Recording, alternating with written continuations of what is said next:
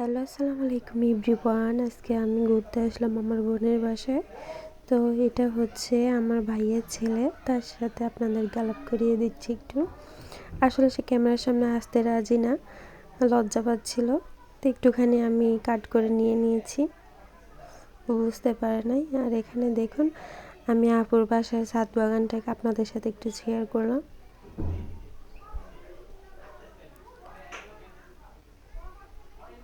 দেখেন একটা গাছের মধ্যে কতগুলো লাউ ধরেছে,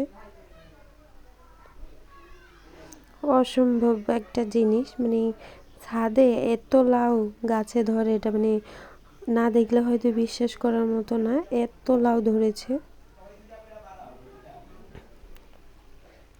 আর এই যে দেখুন একটা লেবু গাছ, লেবু গাছটা অনেক সুন্দর, এটাতে অনেক লেবু ধরে, আপু নিয়ে খায় মাঝে মধ্যে। তারপরে আপনাদের সাথে সুন্দর একটা গাছের সাথে পরিচয় করিয়ে দেব। কে কে গাছটা চেনেন? আমার কাছে অনেক ভালো লাগে এই গাছের ফুলগুলো, একবারে ময়ূরের যে পালক আছে ওগুলোর মতো দেখতে লাগে। আমি তো এগুলোকে ময়ূরের পালক বলি, আসলে এটাকে বলা হয় আর কি, এটাকে বলা হয় অপরাজিতা ফুল। গাছটা দেখতে অনেক সুন্দর আর অনেক বড়। আর এই অপরাজিতা ফুলের কিন্তু চাও খাওয়া যায়, আপনারা জানেন। এটা এটা চা খেলে শরীরের জন্য খুবই উপকারী। দেখুন ফুলটা দেখতে কতটা সুন্দর লাগে। আমরা ময়ূরের মধ্যে এই ডিজাইনটা কিন্তু দেখতে পাই। আর এখানে দেখুন অনেকগুলো সিমও ধরেছে, মানে ওই গাছের যে ফলটা হয় ওটা ধরেছে, অসম্ভব সুন্দর পাতাগুলো। আসলে বাড়ির সামনে বা গেটের সামনে যদি এরকম কোনো গাছ থাকে তাহলে দেখতে খুবই ভালো লাগে। আর একটা হয়েছে যে গেট ফুলটাও বাড়ির সামনে বা গেটের সামনে থাকলে অনেক সুন্দর লাগে। তো আমি আস্তে আস্তে আপনাদের সাথে একটু সবগুলো দেখিয়ে দিচ্ছি। আসলে গাছ প্রেমী যারা, তারা গাছের দৃশ্যগুলো তাদের পছন্দ, এই জন্য আমি আর কি তুলেছি ভিডিওগুলো। আমার কাছে গাছ দেখতে খুবই ভালো লাগে। আর এখানে দেখুন আরেকটা লেবু গাছ, এটাতে অনেকগুলো লেবু ধরেছে, আবার কিছু কিছু ফুলও ধরেছে, এগুলো থেকেও বের হবে লেবু। কে কে লেবু খেতে ভালোবাসেন? আমার লেবু প্রেমীরা একটু দেখা দিবেন।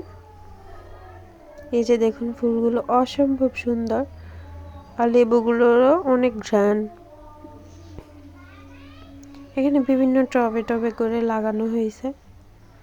আমি একটু ছাদে উঠছিলাম, তাই আপনাদের সাথেও শেয়ার করার জন্য আসছি। আর এখানে দেখুন একটা গোলাপ ফুলের গাছ, গোলাপ ফুল ধরেছে কিন্তু ইগুলো পাপড়িগুলো ঝরে গেছে। এখানে আম গাছও আছে, আমগুলো অনেক মিষ্টি যখন হয়। এই ছাদের উপরেই যখন বাতাস আসে সবগুলো পড়ে যায়, খেতে খুবই মজা আমগুলো।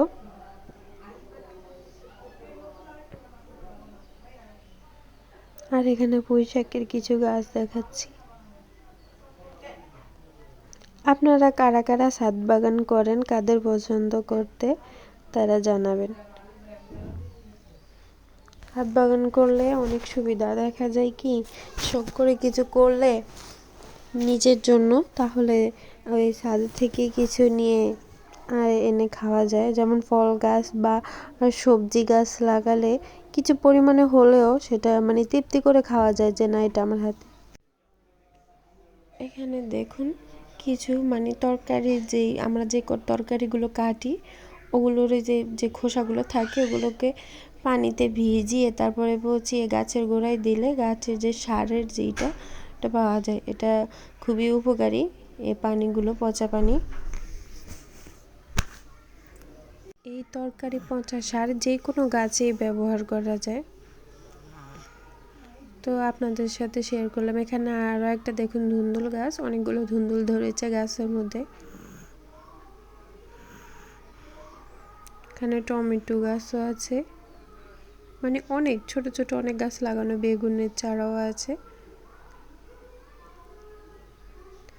তো আপনাদের কার কাছে কেমন লাগেছে আজকে ছাদ বাগানটা, কমেন্ট করে আমাকে জানাবেন। আজকের ভিডিও এই পর্যন্তই আপনাদের সাথে শেয়ার করা। তো সবাই ভালো থাকবেন, সুস্থ থাকবেন। আজকের ভিডিও এই পর্যন্তই। আল্লাহ হাফেজ।